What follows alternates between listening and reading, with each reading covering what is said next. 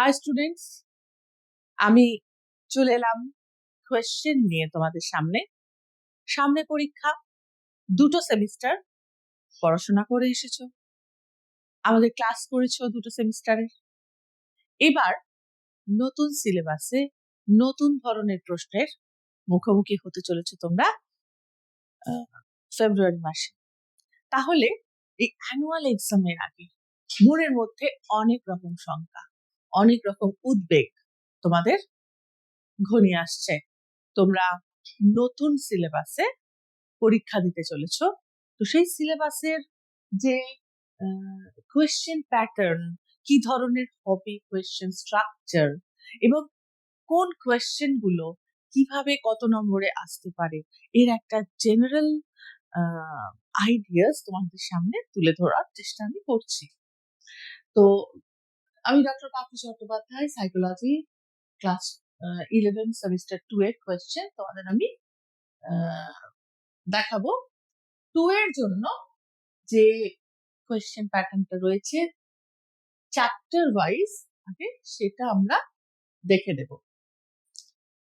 দেখবো আমাদের 5টা চ্যাপ্টার আছে, ইউনিট আছে সেমিস্টার 2 তে, ক্লাস 11 এ। এই 5টা চ্যাপ্টার কি কি? Human development, learning, human memory, motivation, emotion. এই 5টা চ্যাপ্টার। হিউম্যান ডেভেলপমেন্টে 2 ধরনের প্রশ্ন আসবে, 2 নম্বরের একটা, 6 নম্বরের একটা। লার্নিং এ 2 রকমের আসবে, 3 নম্বরের একটা, 6 নম্বরের একটা। হিউম্যান মেমোরিতে 3 নম্বরের একটা, 4 নম্বরের একটা। মোটিভেশনে 2 নম্বরের একটা, 4 নম্বরের একটা। ইমোশনে 2 নম্বরের একটা, 3 নম্বরের একটা। তাহলে 5টা চ্যাপ্টারের নাম্বার ডিস্ট্রিবিউশনটা কিরকম আছে দেখে নিই। হিউম্যান ডেভেলপমেন্টে 8, লার্নিং এ 9, হিউম্যান মেমোরি 7, মোটিভেশনে 6, ইমোশনে 5। আর এপাশ থেকে যদি আমরা দেখি, শর্ট আনসার টাইপ যেটা 2 নম্বরের, সেটা আছে 6 নম্বর, 3 নম্বরে আসছে 9 নম্বর, ডেসক্রিপটিভে আছে 8 নম্বর, আর ভেরি লং ডেসক্রিপটিভে আছে 12 মার্কস। তো টোটাল 35 মার্কসের কোয়েশ্চেন তোমরা পরীক্ষা দিতে চলেছো। এবার দেখবো কোয়েশ্চেন স্ট্রাকচারটা। কোয়েশ্চেন স্ট্রাকচার মানে যেভাবে কোয়েশ্চেনটা সামনে পাবে, নাম্বার ডিস্ট্রিবিউশনটা জানবে, এবার কোয়েশ্চেন পেপারটা হাতের সামনে পেলে, দেখতে পেলে তোমাদের অনেকটা সুবিধা হবে আগে থেকে যদি স্ট্রাকচারটা দেখে নাও। প্রথম আমাদের জানবো, আমাদের কোয়েশ্চেনে 4টে সেকশন থাকবে। সেকশন এ তে 2 নম্বরের কোয়েশ্চেন্স গুলো দেওয়া থাকবে উইথ অল্টারনেটিভ। সেকশন বি তে থাকবে 3 নম্বরের কোয়েশ্চেন গুলো উইথ অল্টারনেটিভ। সেকশন সি তে থাকবে 4 নম্বরের কোয়েশ্চেন গুলো উইথ অল্টারনেটিভ। সেকশন ডি তে থাকবে 6 নম্বরের কোয়েশ্চেন গুলো উইথ অল্টারনেটিভ। সেকশন এ তে 3টে 2 নম্বরের কোয়েশ্চেন উইথ দেয়ার অল্টারনেটিভ থাকবে। দেখে নিলে। সেকশন বি তে 3 নম্বরের কোয়েশ্চেন গুলো 3টে চ্যাপ্টার থেকে থাকবে উইথ দেয়ার অল্টারনেটিভ। যে কোনো দুটো থেকে যে কোনো একটা তোমাদের অ্যাটেন্ড করতে হবে। তো 3টে 3 নম্বরের কোয়েশ্চেন থাকবে সেকশন বি তে, 3 into 3 = 9। সেকশন সি তে থাকবে দুটো চ্যাপ্টার থেকে 4 দুটো কোয়েশ্চেন, প্রত্যেক চ্যাপ্টার থেকে দুটো করে, তার থেকে একটা অ্যাটেন্ড করতে হবে। টোটাল 4টে থেকে দুটো অ্যাটেন্ড করতে হবে। 8 মার্কসের সেকশন সি তে, 4 মার্কসের টোটাল 8 মার্কস অ্যাটেন্ড করতে হবে। আর সেকশন ডি তে থাকবে 9 থেকে একটা চ্যাপ্টারের থেকে দুটো, তার থেকে একটা অ্যাটেন্ড করতে হবে। আরেকটা চ্যাপ্টারের থেকে দুটো, তার থেকে একটা করতে হবে। 6 + 6 12 মার্কস টোটাল। তাহলে section A B C D পুরো স্ট্রাকচারটা তোমাদের সামনে ক্লিয়ার হয়ে গেল। সেকশন এ তে 2 নম্বরের কোয়েশ্চেন গুলো, সেকশন বি তে 3 নম্বরের কোয়েশ্চেন গুলো, সেকশন সি তে 4 নম্বরের কোয়েশ্চেন গুলো, আর সেকশন ডি তে 6 নম্বর মার্কসের কোয়েশ্চেন গুলো। তো এই যে কোয়েশ্চেনের যে প্যাটার্ন, এই কোয়েশ্চেনের প্যাটার্ন আমরা দেখে নিলাম। এরপর চলে যাচ্ছি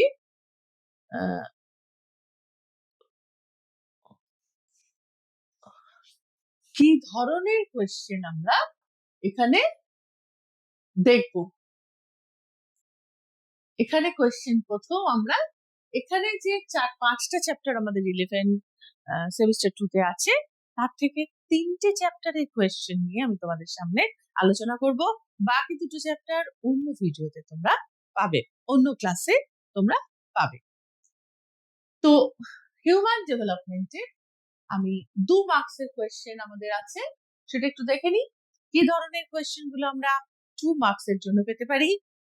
What is development, or what do you mean by development?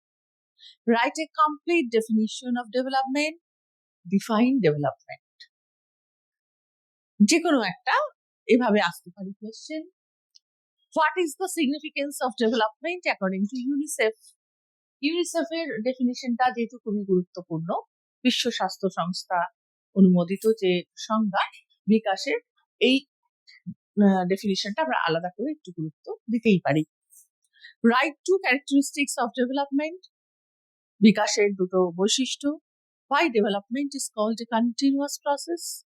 কেন বিকাশকে একটি ধারাবাহিক প্রক্রিয়া বলা হয়? বিকাশের সব রকম বৈশিষ্ট্যগুলো যদি আমাদের পড়া থাকে, আমরা বিকাশের বৈশিষ্ট্যগুলোকে ধরে ধরে প্রশ্ন আসতে পারি। 2 নম্বরে কেন একে ধারাবাহিক প্রক্রিয়া বলা হয়, কেন একে একটা সামঞ্জস্যপূর্ণ প্রক্রিয়া বলে, কেন একে একটা ক্রমসমষ্টিমূলক প্রক্রিয়া বলে, কেন একটা আন্তঃসম্পর্কিত প্রক্রিয়া বলে। এভাবে আমরা এই কোয়েশ্চেন গুলোকে দেখব, পেতে পারি।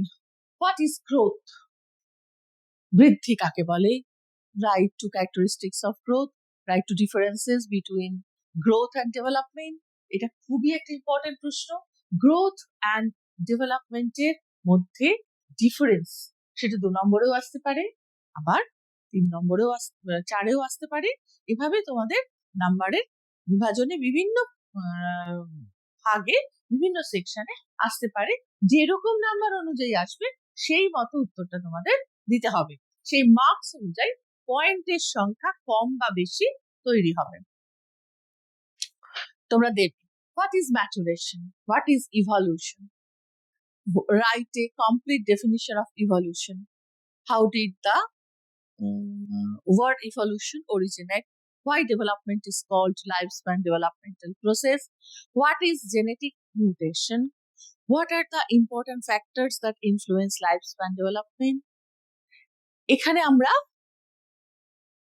যে জেনেটিক ট্রান্সমিশন করেছি, মাতৃজঠরে যেভাবে আমাদের জিনগত সঞ্চালন হয়, কিভাবে একটা মাতৃজঠরে নিষিক্ত হয়, নিষিক্ত হওয়া থেকে একটা শিশুর ভূমিষ্ঠ হওয়ার আগ পর্যন্ত মাতৃগহ্বরের যে সময়কালটা, যে পরিবর্তনের মধ্য দিয়ে, যে বিকাশমূলক পরিবর্তনের মধ্য দিয়ে শিশুটা যায়, সেখান থেকে প্রচুর প্রশ্ন আসতে পারে, ছোট ছোট প্রশ্ন। এই বিকাশ চ্যাপ্টারটাই অত্যন্ত একটি আদর্শ চ্যাপ্টার 2 নম্বরের প্রশ্নের জন্য। বহু প্রশ্ন এর থেকে আসতে পারে, যেমন জেনেটিক মিউটেশন, জিনের পরিব্যাপ্তি কাকে বলে, জিন কাকে বলে, what are the important factors influence lifespan development. জীবনকালব্যাপী যে প্রক্রিয়া বিকাশ, তার সব থেকে মানে তাকে প্রভাব, তার নির্ধারক হিসেবে 2টো গুরুত্বপূর্ণ যে উপাদান রয়েছে, বংশগতি আর পরিবেশ, এই 2টো সম্পর্কে তখন লিখতে হবে। হোয়াট ইজ জেনেটিক কোড, জিনগত সংকেত লিপি কাকে বলে, কি থাকে জিনের ভেতরে, কিভাবে থাকে, সংকেতগুলো সজ্জিত কিভাবে রয়েছে, এটা 2 নম্বরে আসতে পারে। What you mean by genotype and phenotype, কিভাবে এটা জিনোটাইপ ফিনোটাইপ আসতে পারে। নেক্সট হচ্ছে what is sperm, what is ovum, what is chromosome, what is gene. যে বললাম ওইখানে যে ফিজিওলজিক্যাল যে ডেভেলপমেন্টাল প্রসেসটা রয়েছে সম্পূর্ণ, সেইখান থেকে প্রচুর মানে প্রশ্ন আসতে পারে, এবং প্রত্যেকটাই সুন্দরভাবে 2 নম্বরের মতো করে লেখার মতো করেই তোমাদের সামনে রয়েছে সিলেবাস অনুযায়ী। What is DNA, what is the full form of DNA, একই ব্যাপার, ডিএনএ কাকে বলে বলে একটু গুছিয়ে লিখতে হবে। আর ফুল ফর্ম যদি আসে তাহলে ডিএনএ ফুল ফর্মটা দিয়ে তোমাকে যেহেতু 2 নম্বর আছে এক লাইন সেখানে লিখে দিলে সুবিধাই হয়। What you mean by genetic transmission? Gene সঞ্চালন, জিনগত সঞ্চালন প্রক্রিয়া কাকে বলে? মোনোজাইগোটিক এন্ড জাইগোটিক টুইন বলতে কি বোঝায় সেটা লিখতে হবে। What do mean by transition period, যে অবস্থান্তর কাল সেটা কাকে বলে? What is Bronfenbrenner, who is Bronfenbrenner, ইনি কে ছিলেন? ওনার যে মডেলটা, সেই মডেলটা বড় প্রশ্নে আসবে, কিন্তু মডেলটা যে প্রত্যেকটা তার ভিতরে এরিয়া, সে এরিয়াগুলো ধরে ধরে সিস্টেমেটিক এরিয়াগুলো ধরে ধরে প্রশ্ন আসতে পারে। Macro system, micro system, meso system, exo system, chrono system, এইগুলো আমরা প্রশ্নে পেতে পারি।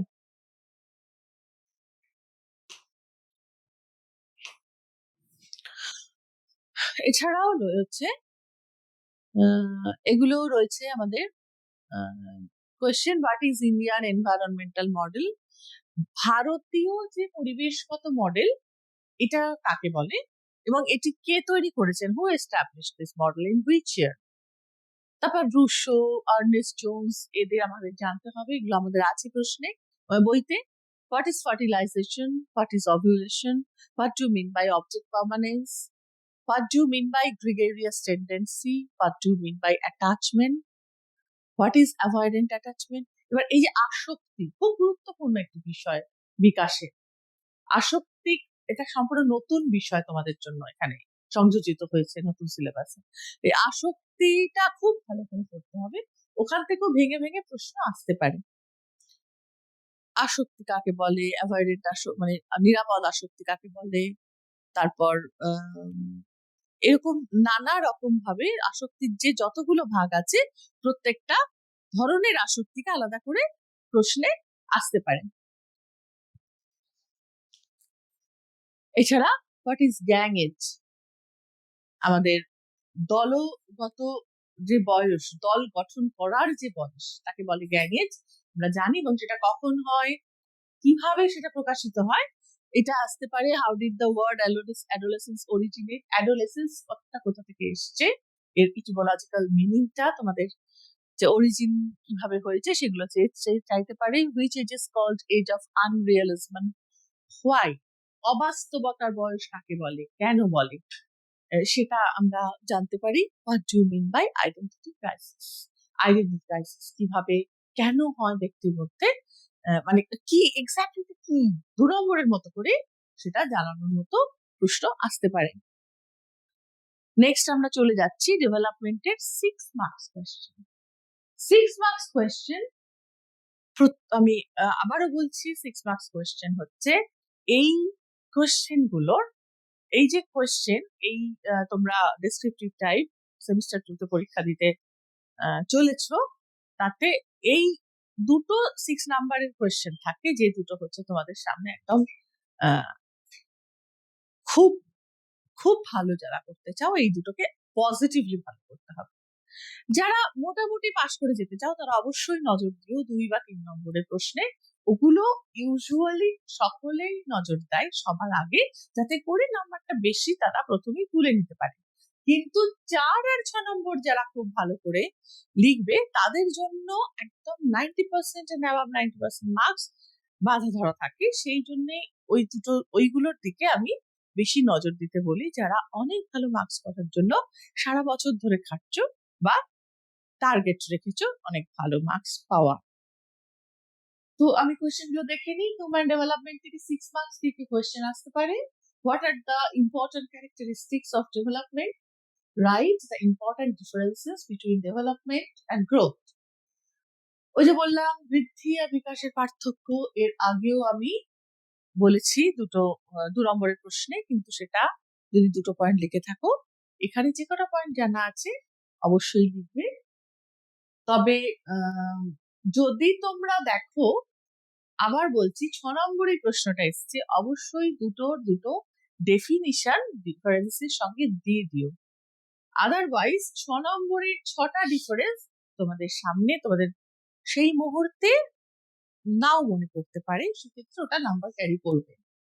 Comparatively discuss between growth and maturation, একটা তুলনামূলক আলোচনা বৃদ্ধি আর পরিণমনের, বৃদ্ধি এবং বিবর্তনের, বৃদ্ধি এবং পরিণমন এবং বিবর্তনের একটি তুলনামূলক আলোচনা চাইতে পারে 6 নম্বরের প্রশ্ন হিসেবে। খুবই গুরুত্বপূর্ণ এই তিনটে প্রশ্ন। এছাড়া describe the procedure of genetic transmission, এই প্রশ্নটা একটু কেয়ারফুলি লিখতে হবে। এটা একদম মায়ের গর্ভে যখন ফার্টিলাইজেশন প্রক্রিয়াটা চলছে, স্পার্ম আর ওভাম কিভাবে নিষিক্ত হচ্ছে এবং সেখান থেকে মানে সেই পর্যায়টা কিভাবে একদম নিষিক্ত করার সময় যে জেনেটিক্যালি একটা ট্রান্সমিশন হয়, কিভাবে মায়ের কাছ থেকে হয়, কার মাধ্যমে হয়, বাবার কাছ থেকেও হয়, কিভাবে হয়, কিন্তু জেন্ডার শনাক্ত হয় বাচ্চার মধ্যে, পার্টিকুলার কোন জেন্ডারের বাচ্চা হবে সেটা গড়ে ওঠে, এসবটা নিয়ে যে জেনেটিক ট্রান্সমিশন বিষয়টা রয়েছে খুব সুন্দর করে এটা এখানে বলতে হবে। Right on the significance of chromosome and জিন ইন হেরিডিটি, জিন আর ক্রোমোজোমের যে সিগনিফিকেন্ট এরিয়াটা রয়েছে, যে প্রচুর সিগনিফিকেন্স রয়েছে, যার সাহায্যে আমাদের সবটুকু নির্ধারিত হয় আমাদের জীবনের পুরো জেনেটিক যে স্ট্রাকচারটা, সেটা নির্ধারণে এরা দুজনেই গুরুত্বপূর্ণ ভূমিকা নেয়। এই জায়গাটা খুব মানে সুন্দরভাবে ফুটিয়ে তুলতে হবে লেখার মধ্যে। Write on the ecological contextual perspective model by Bronfenbrenner, energy ecological perspective মডেলটা রয়েছে বইতে, সেটা খুব সুন্দর করে বুঝে প্রত্যেকটা উইথ ডায়াগ্রাম দিলে সব থেকে ভালো হয়, যেহেতু মার্কসটা 6 আছে। নেক্সট হচ্ছে 6 মার্কসের কোয়েশ্চেন চলে এসছে আর পরের পেজে। Describe the developmental process from the fertilization to birth, describe the physiological process of child birth, এখানে একটা টাইপো আছে। Describe the physiological process of child birth in the mother's um, child বার্থের যে ফিজিওলজিক্যাল প্রসেস মাদার্স উম্বে, সেটা অবশ্যই খুব ভালো করে এটা প্রশ্ন আসতে পারে। Extent of development of hand skill during the infantile motor skill, motor development, hand skill, leg skill, তারপর আন্ডারস্ট্যান্ডিং, মানে এই যে আমরা ডেভেলপমেন্ট করেছি, আমি প্রত্যেকটা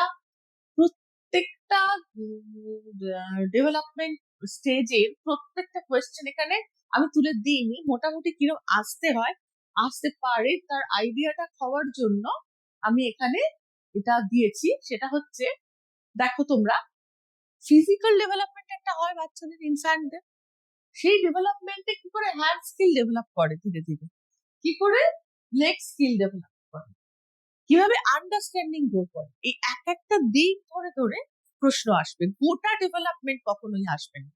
ডেভেলপমেন্টের তো অনেক ভাগ আছে, অনেক অ্যাসপেক্ট আছে, কোনো একটা বা দুটো অ্যাসপেক্ট ধরে প্রশ্ন আসবে। সেক্ষেত্রে ডেভেলপমেন্টটা পুরো পড়তে হবে, কিন্তু মার্কসটা 6, এখানে 12-14 মার্কস নয়, তাই গোটা ডেভেলপমেন্ট আসবে না। ডেভেলপমেন্টের বিভিন্ন অ্যাসপেক্ট ধরে প্রশ্ন আসতে পারে, সেক্ষেত্রে তোমরা সেইভাবে প্রিপারেশনটা নেবে। এটাও 6 মার্কসের কোয়েশ্চেন।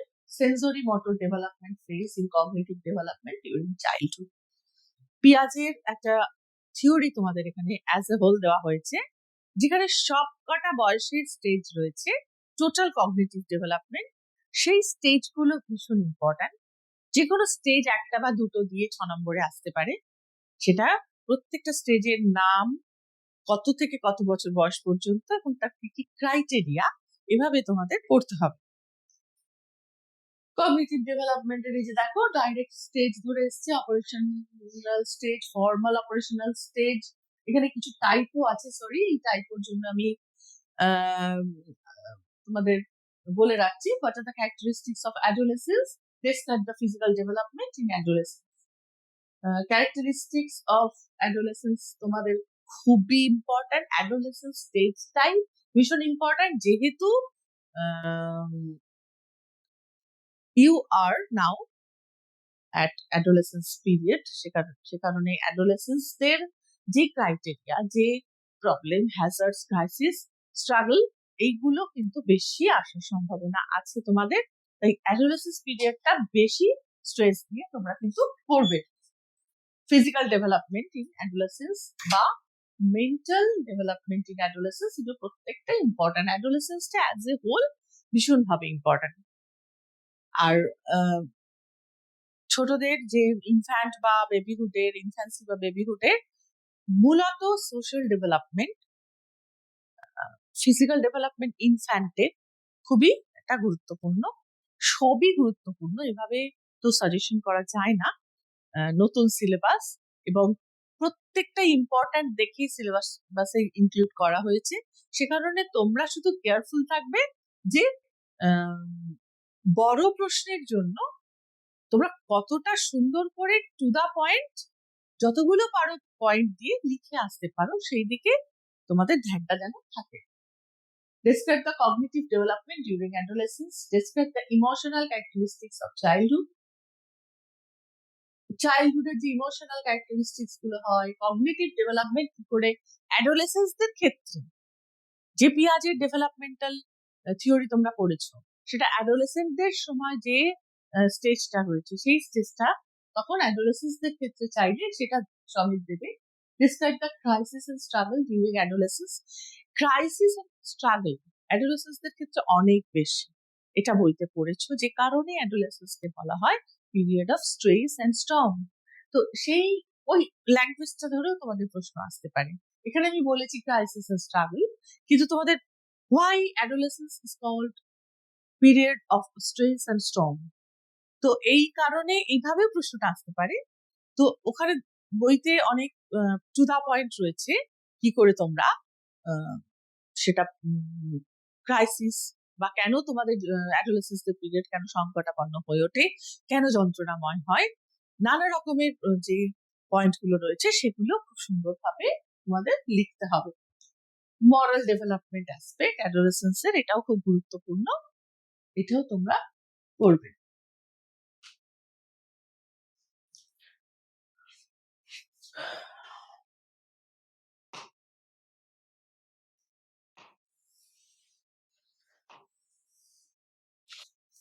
এরপর আমি হিউম্যান ডেভেলপমেন্ট শেষ করে চলে যাচ্ছি মোটিভেশন। মোটিভেশনে আমরা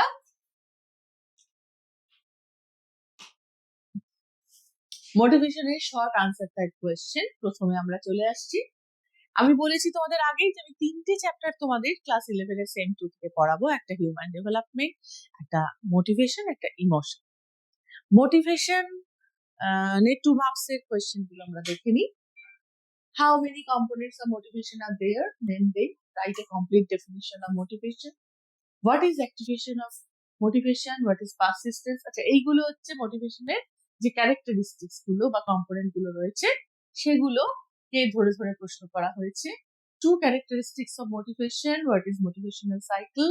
What are the forces behind motivation? What is need? What is drive?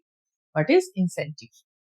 এগুলো সমস্ত মোটিভেশন করতে গেলে তোমাদের পড়তে হয়, সেগুলো 2 নম্বরের প্রশ্নে একটা তোমরা গুছিয়ে শর্টে লিখতে হবে। What is instinct? What is instinctual behavior? What are the different types of motives of human being? What are the differences between reflex action and instinctual behavior? What do you mean by biological or physiological motivation? What is the cause of hunger? What are the causes of thirst? What is the cause of human sexual need? What is social motivation? What are the different significant physiological motives? তো এইগুলো 2 নম্বরে আমাদের আসতে পারে। What do you mean by social motivation? What are the different significant social motives? What do you mean by achievement motivation? What do you mean by power motivation? Aggression কাকে বলে? Aggression কত রকমের হয়?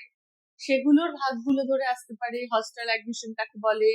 Instrumental aggression কাকে বলে? Affiliation motivation কাকে বলে? Psychological motivation কাকে বলে? প্রত্যেকটা ছোট ছোট বিষয়, যেহেতু 2 নম্বরের তোমরা মোটিভেশনে 2 নম্বরের প্রশ্ন আসবে, সেহেতু যে কোনো বিষয়কেই ছোটভাবে উপস্থাপনা করার জন্য প্রশ্ন আসতে পারে। What is the most popular theory of motivation? Who established this theory? আমরা জানি ম্যাশলোর নিড হায়ারার্কিক্যাল থিওরি হচ্ছে সব থেকে পপুলার থিওরি মোটিভেশনে, এবং আব্রাহাম ম্যাশলো এটা এস্টাবলিশ করেছেন। তো এই ধরনের প্রশ্ন তোমাদের আসতে পারে। তারপর ম্যাশলোর থিওরিতে কত রকমের নিড পাওয়া যায়,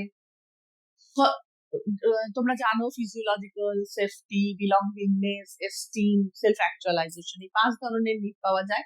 প্রত্যেকগুলো নিড গুলোকে এবার আলাদা করে তোমরা পড়তে হবে যে ফিজিওলজিক্যাল নিড বলতে ম্যাশলো কি কি বুঝিয়েছেন, কি কি নিড গুলোর উল্লেখ করেছেন, সেগুলো প্রশ্ন আসতে পারে। সেফটি নিডস কি কি, বিলঙ্গিংনেস এন্ড লাভ নিডস কি কি, এস্টিম নিডস কি কি, সেলফ অ্যাকচুয়ালাইজেশন নিডস কি, characteristics of a self actualized man কি হতে পারে। টু ক্যারেক্টারিস্টিক্স চেয়েছে, কিন্তু এটা বড় প্রশ্নে আবার সবকটা ক্যারেক্টারিস্টিকও আসতে পারে, বা 6টা 8টা বলে দেবে, উল্লেখ করে দেবে, ততগুলো ক্যারেক্টারিস্টিক্সও আসতে পারে প্রশ্নে। What do you mean by extrinsic motivation? What do you mean by intrinsic motivation? Write the name of different factors that increase intrinsic motivation. Intrinsic motivation K enhance করার জন্য, ইনক্রিজ করার জন্য কি কি ভাবে করা যায়, সেই 2 বা 3টে টেকনিক বা যে কটা তোমরা জানো সেগুলো লিখতে হবে। এবার চলে আসছি মোটিভেশনের 4 নম্বরের প্রশ্নে। মোটিভেশন চ্যাপ্টারটা ডেভেলপমেন্টের থেকে অনেকটাই ছোট, কিন্তু প্রত্যেকটা জিনিস খুব সুন্দর করে, খুব জানার মতন অনেক কিছু রয়েছে, যেখান থেকে যেমন 2 নম্বরের প্রশ্ন আসতে পারে, সেরকম 4 নম্বরের প্রশ্ন আসতে পারে। Describe different components of motivation, এগুলো হচ্ছে 4 নম্বর। বুঝতে পারছো সবকটা কম্পোনেন্ট চাওয়া হয়েছে, ক্যারেক্টারিস্টিক্স অ্যাজ এ হোল চাওয়া হয়েছে, total motivational cycle with a suitable picture, write about the forces behind motivation, write about the physiological motivation, write about the social motivation, describe the nature and causes of hunger as physiological motivation, nature and causes of thirst, nature and causes of fatigue and sleep. এগুলো মোটিভেশনের এই যে physiological দিকগুলো, এগুলোর আবার causes, nature জানতে চাওয়া হয়েছে, এগুলো আসতে পারে আলাদা করে। এছাড়া অ্যাচিভমেন্ট মোটিভেশন তাকে বলে, ডিটেল অ্যাচিভমেন্ট মোটিভেশন সম্পর্কে। তারপর behaviours of a person with achievement motivation. Achievement motivation রয়েছে একজন ব্যক্তির, তার বিহেভিয়ার কিরকম হবে, তার সিগনিফিকেন্ট ক্রাইটেরিয়া গুলো আসতে পারে পরীক্ষায়। পাওয়ার মোটিভেশন আছে এমন ব্যক্তির আচরণ কি হতে পারে। তারপর অ্যাগ্রেশন, ম্যাকক্লেল্যান্ড যেভাবে দেখিয়েছেন কিভাবে এক্সপ্রেস করি আমরা অ্যাগ্রেশন, সেইগুলো, সেই পথগুলো জানতে চাওয়া হতে পারে প্রশ্নের মাধ্যমে। কি করে যে আমরা ম্যাশলোর হায়ারার্কিক্যাল নিড থিওরি এবং কি করে আমরা মোটিভেশন সম্পর্কে, মোটিভেশনের এই থিওরিকে নিজেদের লাইফে আমরা খুঁজে পাই, সেই জিনিসগুলো আসতে পারে। এরপর আমরা লাস্ট দেখবো, discuss the comparison between extrinsic and intrinsic motivation. এটা একটা তুলনা আসতে পারে, এক্সট্রিনসিক এন্ড ইন্ট্রিনসিক মোটিভেশন সরাসরি ডিফারেন্স না এসে তুলনা আসতে পারে। সেক্ষেত্রে আমরা তুলনা এলে কিন্তু মনে রাখবে শুধুমাত্র ডিসিমিলারিটি বললে হবে না, 2-একটা পয়েন্ট সিমিলারিটিও উল্লেখ করতে হয়। Write the factors that help to increase intrinsic motivation, or write about the psychological or personal motives of a human being. একটা মানুষের ব্যক্তিগত যে আকাঙ্ক্ষা থাকে, ব্যক্তিগত যে চাহিদাগুলো থাকে, সেগুলো কি হতে পারে সেই সম্পর্কেও একটা প্রশ্ন আসতে পারে।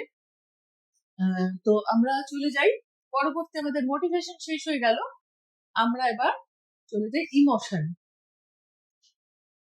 ইমোশনে আছে 2 মার্কসের কোয়েশ্চেন, 3 মার্কসের কোয়েশ্চেন, আর আছে ইমোশনে 2 আর 3 মার্কসই আছে। ডেসক্রিপটিভ কোয়েশ্চেন এখান থেকে দেওয়ার কথা নয়, সেই ডিস্ট্রিবিউশনে, মার্কস ডিস্ট্রিবিউশনে ডেসক্রিপটিভ টাইপ বা লং টাইপ কোয়েশ্চেন ইমোশন থেকে আসবে না। তো ইমোশনকে একটু খুঁটিয়ে খুঁটিয়ে পড়তে হবে। আর ছোট ছোট জিনিস আছে ইমোশনে, ইমোশনে ওই জন্য খুব বড় কোনো থিওরি বা বড় কোনো অ্যাসপেক্ট নেই। একে এভাবেই ভেঙে ভেঙেই পড়তে হবে, কিন্তু প্রত্যেকটা কনসেপ্ট তোমাদের সামনে আসতে হবে। তোমাদের তোমাদের কনসেপ্টের মধ্যে যেন থাকে। তোমরা দেখে নি 2 মার্কস বা 3 মার্কস এর কোয়েশ্চেন কি হতে পারে। প্রথমে 2 মার্কস গুলো একটু দেখে নি। What is the etymological meaning of the word emotion? Write a complete definition of emotion. এখানে দু একটা টাইপও আছে, অ্যাপোলজি তার জন্য চাইছি। হোয়াট ইজ দ্য etymological হবে এটা। Write a complete definition of emotion. Write 2 significant characteristics of emotion. What is fear? What is anger? What do you mean by affection? What is sorrow? Which is the oldest theory of emotion? Who is the founder of this theory? Give a comparison between the traditional and James Lang. Give an idea about emotion by a suitable picture. James Lange প্রদর্শিত চিত্র আর প্রথাগত যে চিত্রটা, আমাদের প্রাচীন ধারণা অনুযায়ী যে চিত্র, সেই দুটো চিত্রের মধ্যে কি পার্থক্য সেটা চিত্র সমেত বুঝিয়ে লেখো।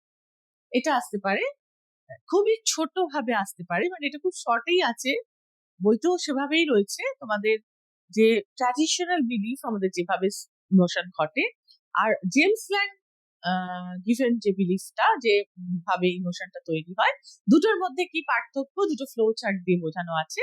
জাস্ট ওটাকে ডিসক্রাইব করতে হবে এই প্রশ্নটাতে। তারপর সরো, অ্যাফেকশন, অ্যাঙ্গার, ফিয়ার, এই যে বেসিক ইমোশন, এগুলো কাকে বলে সেগুলো একটা সার্বিক ধারণা দিতে হবে। আরো দেখবো 2 মার্কস এর question. Which theory was established to oppose the James Lange theory and by whom? James Lange থিওরির অপোজিশন করে কোন থিওরি এস্টাবলিশড হয়েছে, কে করেছে? সব থেকে পপুলার থিওরি ইমোশনের কগনিটিভ পার্সপেক্টিভ থেকে কোনটা? ফেশিয়াল এক্সপ্রেশন কাকে বলে? ফিজিক্যাল মুভমেন্টের দ্বারা আমরা কি করে ইমোশনাল এক্সপ্রেশন বোঝাই? নেগেটিভ ইমোশন ম্যানেজ করার যে দুটো টেকনিক, উল্লেখযোগ্য দুটো টেকনিক লেখো। কমন এক্সপ্রেশন গুলো কি ইমোশনাল সিচুয়েশনে? How many types of emotions are stated in ancient Indian literature? প্রাচীন ভারতীয় সাহিত্যে কত রকমের ইমোশনের কথা বলা আছে? এগুলো সবই তোমরা পড়ছো বইতে। এগুলো একটু ভালো করে দেখে নেবে কোয়েশ্চেন অনুযায়ী। Which are detected as primary and mixed emotion in western literature? কোনগুলোকে প্রাথমিক বা মৌলিক এবং কোনগুলি সংমিশ্রিত আবেগ বলে পাশ্চাত্যের সাহিত্যে উল্লেখ করা হয়?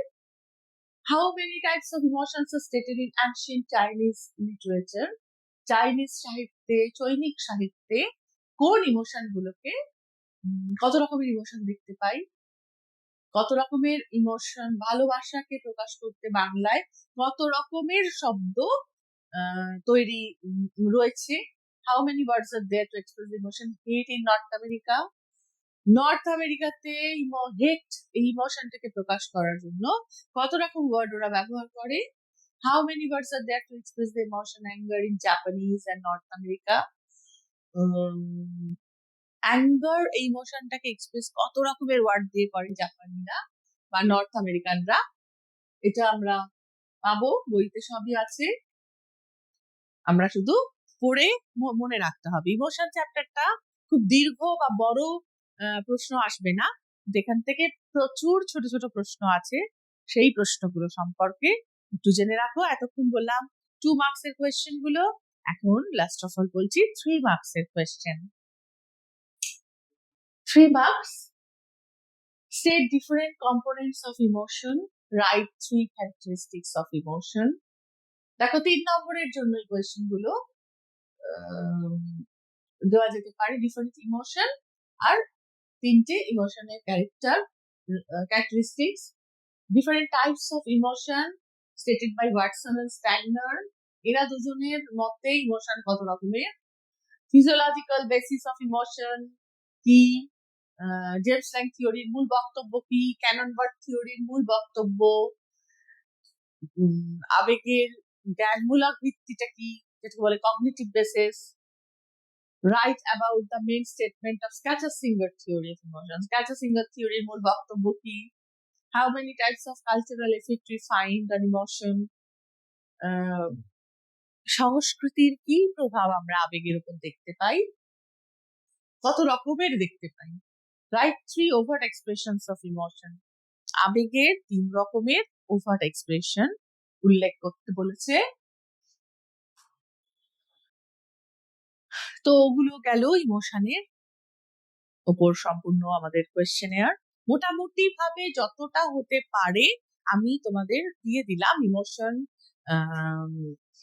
মোটিভেশন আর হিউম্যান ডেভেলপমেন্টের উপর। এবার তোমাদের একটা মডেল কোয়েশ্চেন আমি দিয়ে দিচ্ছি।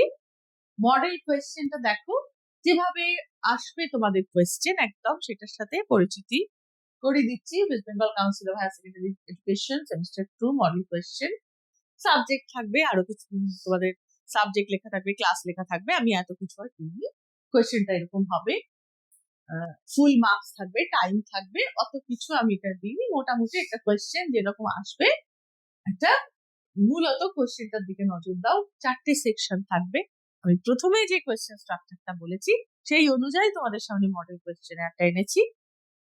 সেকশন এ তে হচ্ছে any one of the following 2 questions, যে কোনো দুটো থেকে একটা। 3টে টোটাল 2 মার্কসের কোয়েশ্চেন, এখান থেকে একটা, এখান থেকে একটা, আর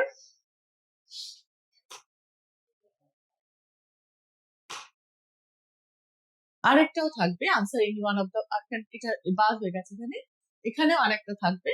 3টে কোয়েশ্চেন থাকবে 2 মার্কসের সেকশন এ থেকে। সেকশন বি থেকেও 3টে থাকবে 3 মার্কসের। সেকশন সি তে থাকবে দুটো লিখতে হবে 4 মার্কসের। সেকশন সি তে আর ডি তেও থাকবে দুটো, এখানেও 6 নম্বরের দুটো লিখতে হবে, এই দুটো থেকে একটা, এই দুটো থেকে একটা। টোটাল আমরা মডেল কোয়েশ্চেন পেপারের এটা আমরা স্ট্রাকচারটা দেখলাম যেরকম হয়। সেকশন সি তে 3টে, এভরি অল্টারনেটিভ থেকে একটা করে বাঁচতে হবে। সেকশন বি তে থাকবে 3টে, সেকশন সি তে থাকবে দুটো, সেকশন ডি তে থাকবে দুটো। এই টোটাল আমরা মডেল কোয়েশ্চেন পেপারটা দেখলাম। এছাড়াও তোমাদের যে প্র্যাকটিক্যাল আর প্রজেক্ট আছে তোমাদের ক্লাস 11-এ, প্রজেক্ট তোমাদের ফিজিওলজির উপর। ফিজিওলজির যে পোর্শন গুলোতে প্রজেক্ট করতে হয় মেইনলি তোমাদের central nervous system, endocrine gland, central nervous সিস্টেমের ভাগগুলো, এছাড়া যে মানে স্পাইনাল কর্ড, হিউম্যান ব্রেন, প্রথম শুরু হয় নিউরন দিয়ে। তো এগুলো সম্পর্কে তোমাদের চ্যানেল ফাইলে প্রজেক্ট করতে হয়, তোমরা জানো।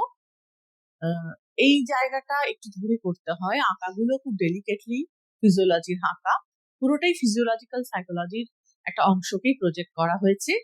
এই জায়গাটা খুব যত্ন করে করতে হয়, প্রজেক্টটা তৈরি করতে হয়। এখানে কোনো টিম ওয়ার্ক নেই, ক্লাস 12-এ যেমন একটা টিম ওয়ার্ক করানো হয় প্রজেক্ট ওয়ার্কে, এটা যে যার নিজেদের একটা ইন্ডিভিজুয়াল তোমাদের প্রজেক্ট ওয়ার্ক। কিন্তু ইন্ডিভিজুয়াল বলেই এখানে মার্কসটা অনেক বেশি ভ্যারি করে যায়, কারণ যতটা যত্ন নিয়ে আঁকা এবং লেখাটা থাকবে, যতটা সুন্দর করে ডেলিনিয়েট করতে পারবে বিষয়গুলোকে, তত মার্কসটা ভালো পাবে। এটা গেল প্রজেক্ট। এছাড়া যে প্র্যাকটিক্যাল গুলো আছে তার মধ্যে দুটো আমি বলবো তোমাদের। একটা হচ্ছে পারসেপচুয়াল রিভার্সিবিলিটির উপর, একটা তোমাদের ইলিউশনের উপর। এই দুটো কিন্তু কোনো কিছু তোমরা, এই দুটো শুধু জানার জন্য একটা প্র্যাকটিক্যাল, যে বিষয়টার সঙ্গে পরিচিতি ঘটানোর জন্য। হ্যাঁ, এই প্র্যাকটিক্যালটা কোনো কিছু তোমরা অ্যাসেস করবে না, কোনো কিছু অ্যাসেসমেন্ট আমরা এখানে করছি না, কোনো ক্যালকুলেশন পার্ট নেই এখানে। আমরা জাস্ট প্র্যাকটিক্যালটা এমন ভাবে করা হয় যাতে করে যে দুটো বিষয় ঘটে আমাদের পারসেপশনে, পারসেপশন পড়তে গিয়ে তোমরা দেখেছো সেমিস্টার 1-এ যে দুটো বিষয় তোমরা পড়েছো থিওরিটিক্যালি, সেটাকে জাস্ট প্র্যাকটিক্যালি বিষয়টাকে অ্যাপ্রিহেন্ড করেছো, প্র্যাকটিক্যালি বিষয়টাকে তোমাদের চোখের সামনে আনা হয়েছে যাতে বিষয়টার সাথে পরিচিত হয়। কারণ ওগুলো আমাদের যখন যখন পরিচিতি ঘটে সেগুলো আমরা এর সাথে যাতে মেলাতে পারি, সেই জন্যেই প্র্যাকটিক্যালটা তোমাদের কাছে আনা হয়েছে। আলাদা করে অ্যাসেসমেন্ট কোনো কোয়ালিটি ওটা নেই, কিন্তু ওটা হচ্ছে তোমাদের জানার জন্য তোমরা কতটা কলোকিয়ালি বিষয়গুলোকে জানছো এভরিডে সিস্টেমের মধ্যে দিয়ে। রিভার্সিবিলিটিটা একটা হিউম্যান প্রোফাইল আর ফ্লাওয়ার ভাস একটা পিকচার আছে, যেটাকে তোমাদের কনসেন্ট্রেশনের উপর ভ্যারি করে সেটা তোমাদের চোখের সামনে উপস্থাপিত হয়। ওটা একটা পার্টিকুলার পিকচার নেটে পাওয়া যায়। ওই পিকচারটা ডাউনলোড করে ওটা একটা মাউন্ট বোর্ডের উপর বসিয়ে তোমার অভিক্ষার্থীকে একসাথে 2জন বা 3জন অভিক্ষার্থী মানে আলাদা আলাদা ভাবে দিয়ে 3জনের ডেটা নিতে হয়, যে ওরা 2 মিনিট বা 3 মিনিট সময় ধার্য করে যে তার মধ্যে তারা হিউম্যান প্রোফাইল কভার দেখছে আর কভার ফ্লাওয়ার ভাস দেখছে। এই হিসেবে একটা তাদের বলা হয় যে তোমরা রেসপন্স করে জানাবে কোন টাইমে তোমরা শিফট করছো হিউম্যান প্রোফাইল থেকে ফ্লাওয়ার ভাস, আর কোন সময় ফ্লাওয়ার ভাস থেকে হিউম্যান প্রোফাইল। যে অভিক্ষার্থী সে তোমাদের রেসপন্স করবে এবং তোমরা সেটাকে নোট ডাউন করবে, এবং একজন টাইমটাও মেপে নেবে। একজন হেল্পার রাখতে হয় এখানে অভিক্ষককে, যে টাইমটা না রাখে এবং শিফটিংটা নোট ডাউন করা হয়, যে কতবার 2 মিনিট বা 3 মিনিটের মধ্যে অভিক্ষার্থী কতবার হিউম্যান প্রোফাইল দেখলো, কতবার ফ্লাওয়ার ভাস দেখলো, আর প্রত্যেকটার ক্ষেত্রে সে সময় কতটা করে নিল। তার মানে আমাদের যে পেরিফেরি থেকে সেন্ট্রাল থেকে পেরিফেরি আমাদের কনসেন্ট্রেশন যে ঘোরাফেরা করে, অ্যাটেনশন যে আমাদের ঘোরাফেরা করে, এবং তার ফলে আমরা আমাদের সামনে চোখের সামনের বিষয়গুলো পাল্টে যায় বা শিফট করে যায়, সেই জায়গাটা এখানটা তুলে ধরা হয়েছে। নেক্সট হচ্ছে পারসেপশনের ইলিউশনের একটা কাজ। এখানে ওই দুটো সেম মাপের সিমিলার মাপের সরল রেখাতে একটা আউটওয়ার্ড তীর থাকে, একটা ইনওয়ার্ড তীর থাকে। আউটওয়ার্ড আর ইনওয়ার্ড এর মধ্যে কোনো একটা বড় বা কোনো একটা ছোট নয়, কিন্তু দেখতে লাগে কোনো একটা বড় বা কোনো একটা ছোট লাগে চোখে। স্পেশালি যেটা ইনওয়ার্ড থাকে সেটা বড় লাগে, আর যেটা আউটওয়ার্ড থাকে সেটা ছোট লাগে। এইভাবে আমাদের চোখের সামনে ইলিউশন তৈরি হয়। এই ইলিউশনটাও আমরা জাস্ট এটা কোনো মেজারমেন্ট নয়, এটা যে হয়, এটা যে ঘটে, সেটা 5জন বা 7জনের ওপর যদি আলাদা আলাদা করে ডেটা নেয় ক্লাসের মেয়েরা, তাহলেই তাদের নজরে পড়বে যে তারা তো নিজেরা আঁকছে সেম মাপের সরল রেখা দিয়ে, কিন্তু দেখবে দেখার সময় যারা জানে না বিষয়টা, সাইকোলজির বাইরের কোনো স্টুডেন্টকে নিতে হবে, সাইকোলজি জানে না, এই বিষয়টাকে জানে না, এমন কারোর উপর নিলেই তারা বড় ছোট করে হিসেব করবে, মানে তাদের চোখে কিন্তু একটা বড় একটা ছোট হিসেবে পড়বে, যেটা একেবারেই ঠিক নয়, যেটা ইলিউশনের ফলে তৈরি হয়। এটা একটা জাস্ট ব্যাপারটার সাথে পরিচিতি ঘটানোর জন্য এই দুটো প্র্যাকটিক্যাল করা হয়েছে। যাই হোক, এই প্র্যাকটিক্যাল দুটো তোমরা ভালো করে করেছো আশা করি। কোয়েশ্চেন মোটামুটি আলোচনা করলাম, যতটা পড়বে ততটাই ভালো করে করতে পারবে। কোয়েশ্চেন গুলো দেখে নিও, কিছু টাইপও আছে, একটু বুঝে নিও। তোমাদের সামনে পরীক্ষা আরো ভালো হোক। All the best. প্রত্যেকে ভালো করে পড়ো, ক্লাসগুলো নিশ্চয়ই দেখেছো ভালো করে, কোয়েশ্চেন গুলো ফলো করো। তোমাদের জন্য অনেক শুভেচ্ছা রইল।